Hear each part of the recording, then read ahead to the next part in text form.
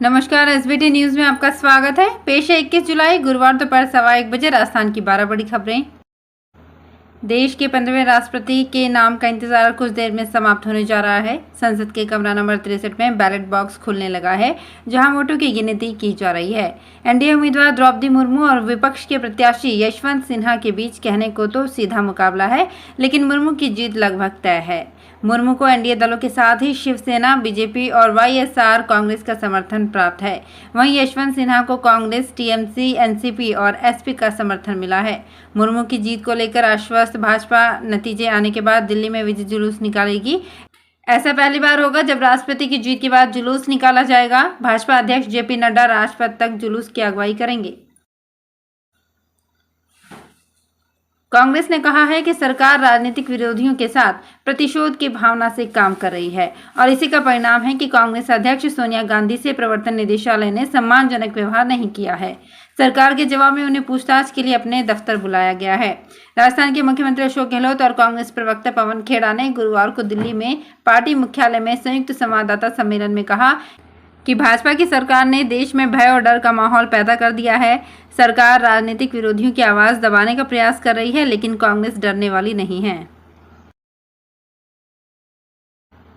कांग्रेस की राष्ट्रीय अध्यक्ष सोनिया गांधी को प्रवर्तन निदेशालय के नोटिस के खिलाफ राजस्थान की राजधानी जयपुर में आज कांग्रेस के लोग प्रदर्शन कर रहे हैं। प्रदेश कांग्रेस अध्यक्ष गोविंद सिंह डोटासरा के नेतृत्व में ईडी कार्यालय के बाहर धरना देकर विरोध प्रदर्शन शुरू किया है। इसमें श्री डोटासरा के अलावा नगरीय विकास मंत्री शांति धारीवाल, खाद्य मंत्री प्रताप सिंह खाचरियावास, चिकित्सा मंत्री प्रसादी लाल मीणा, बिजली मंत्री भंवर सिंह भाटी सहित कई मंत्री और प्रदेश कांग्रेस के कई अन्य नेता और पदाधिकारी एवं कार्यकर्ता भाग ले रहे हैं। राजस्थान में किसानों के लिए सरकार 1000 ड्रोन खरीदेगी। ड्रोन के जरिए किसान बहुत कम वक्त में अपने खेतों में सेफ और इफेक्टिव तरीके से कीटनाशक पेस्टिसाइड्स का छिड़काव कर सकेंगे। इससे कीड़ों, मक्खियों और टिड्डियों से फसलों को बचाया जा सकेगा। इस तकनीक से छिड़काव पर कम लागत आने से किसानों की इनकम भी बढ़ेगी। सीएम अशोक गहलोत ने प्रदेश के कृषि बजट की रिव्यू बैठक में विभाग के अफसरों को जल्द ही ये काम करने को कहा है।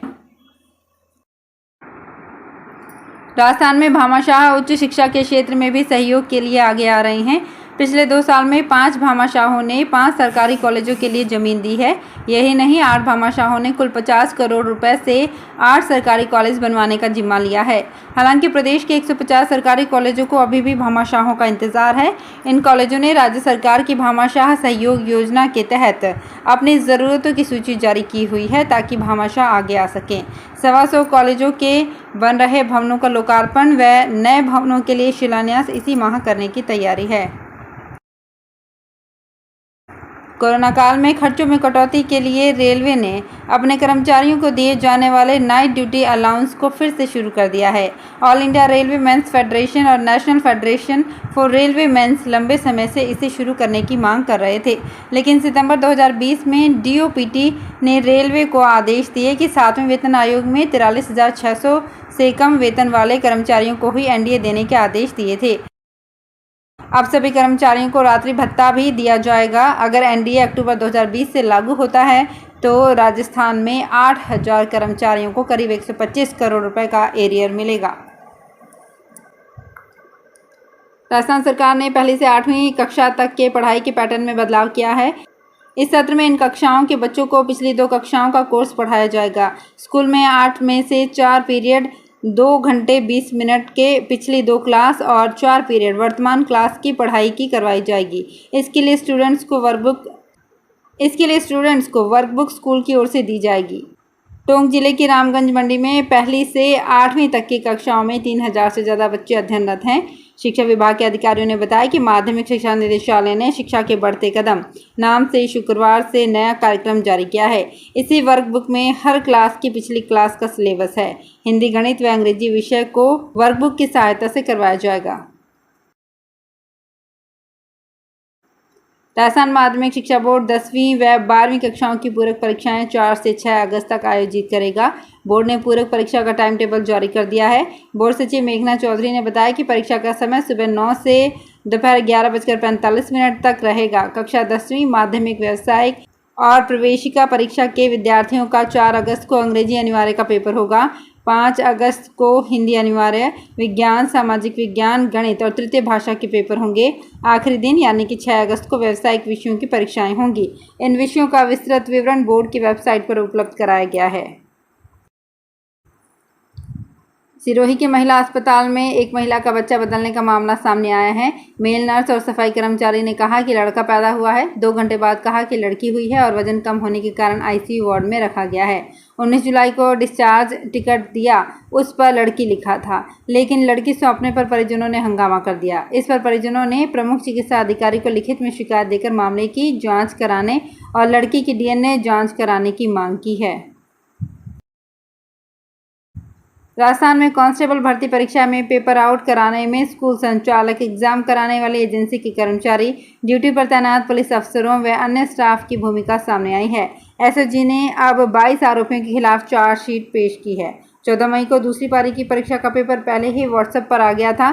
चालान जयपुर मेट्रो 2 की CMM कोर्ट में धोखाधड़ी और आपराधिक षड्यंत्र सहित राजस्थान सार्वजनिक परीक्षा अधिनियम 2022 के प्रावधानों के तहत पेश किया गया है। राजस्थान में शराब की शुद्धता बनाए रखने के लिए राज्य सरकार ने सितंबर से नई व्यवस्था शुरू करने का निर्णय किया है। सरकार ने बियर और शराब की बोतलों पर QR code with hologram track लगाकर उसे बेचने का फैसला किया है। इसके लिए शराब निर्माता कंपनियों को 16 अगस्त से Rajasthan state beverage corporation limited के डिपो पर केवल QR कोड विद होलोग्राम लगी शराब बियर की ही सप्लाई देने के आदेश जारी किए गए हैं। दरअसल अभी भी राज्य में कई शहरों गांवों में मिलावटी और दूसरे राज्यों से बनकर आ रही सस्ती शराब को बेचा जा रहा है। इससे राज्य सरकार को राजस्व का नुकसान हो रहा है। राजस्थान के नाम सुनते ही लोगों के दिमाग में एक तस्वीर बनती है, किले, सूखा और रेगिस्तान। लेकिन राजस्थान में गुजरात बॉर्डर से सटे अरावली के बीच बसे कोटड़ा इलाका आपकी धारणा को बदल देगा।